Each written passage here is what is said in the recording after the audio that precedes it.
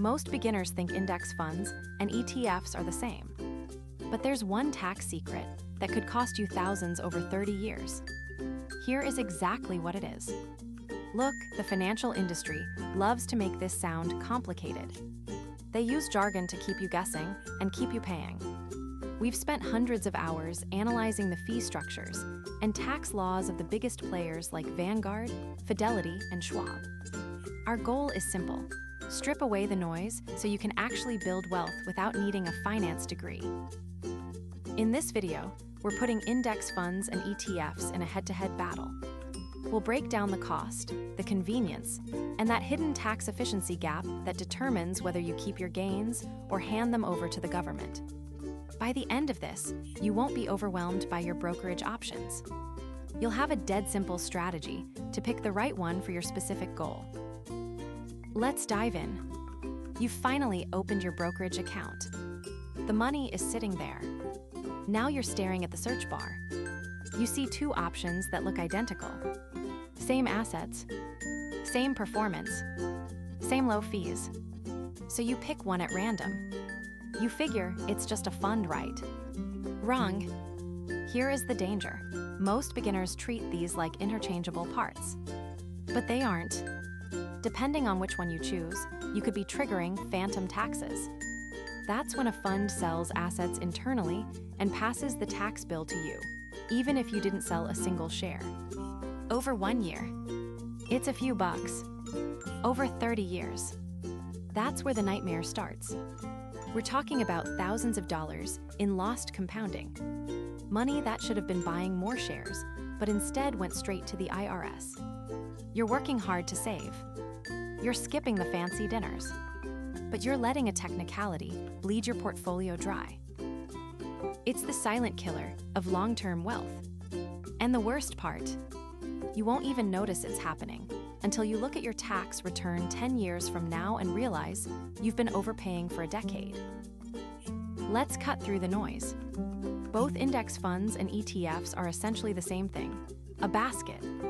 Instead of betting your life savings on one company, you're buying a slice of hundreds of them at once. It's the ultimate diversification hack. But while the what is the same, the how is completely different. And that how is where you either save money or hand it over to the IRS. First, let's talk index mutual funds. Think of these as the old school way. You send your money to a provider like Vanguard or Fidelity. They pool your money with thousands of other investors to buy the index. The catch: you can only buy or sell once a day after the market closes. It's slow, steady, and designed for the set-it-and-forget-it investor. Then we have ETFs, or exchange-traded funds. These are basically index funds that trade like stocks. If you want to buy in at 10 o'clock a.m. and sell at 2 o'clock p.m., you can. They are flexible and usually have no minimum investment. You can start with as little as one share. But here is the $10,000 secret: tax efficiency.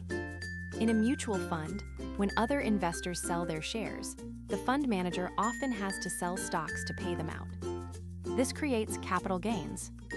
Here is the kicker: even if you didn't sell a single share, you might still be hit with a tax bill at the end of the year because the fund manager sold stocks. It's a tax drag on your wealth. ETFs solve this using a legal loophole called in-kind redemptions. Instead of selling stocks for cash, they swap them. This means fewer taxable events for you. Over a 30-year career, that tiny difference in annual tax leakage can compound into thousands, sometimes tens of thousands, of dollars in lost growth. So, which one should you pick? If you are investing inside a 401k or a Roth IRA, it doesn't matter. These accounts are tax-advantaged, so the tax trap doesn't exist. Go with whatever is easiest to automate. But if you're using a standard taxable brokerage account, the ETF is the undisputed king. Whether you use Fidelity, Vanguard, or Charles Schwab, the goal is the same: minimize costs, maximize time in the market, and stop overcomplicating the process. Now the biggest question is, where do you actually open your account? For most of you, Fidelity, Vanguard, or Charles Schwab are the gold standards. They offer the lowest fees and the most reliable index tools. I've put direct links to my recommended setups in the description below to save you the headache of searching. Imagine the difference. By choosing the tax-efficient ETF route in a taxable account, you aren't just saving a few bucks today. You're plugging a leak.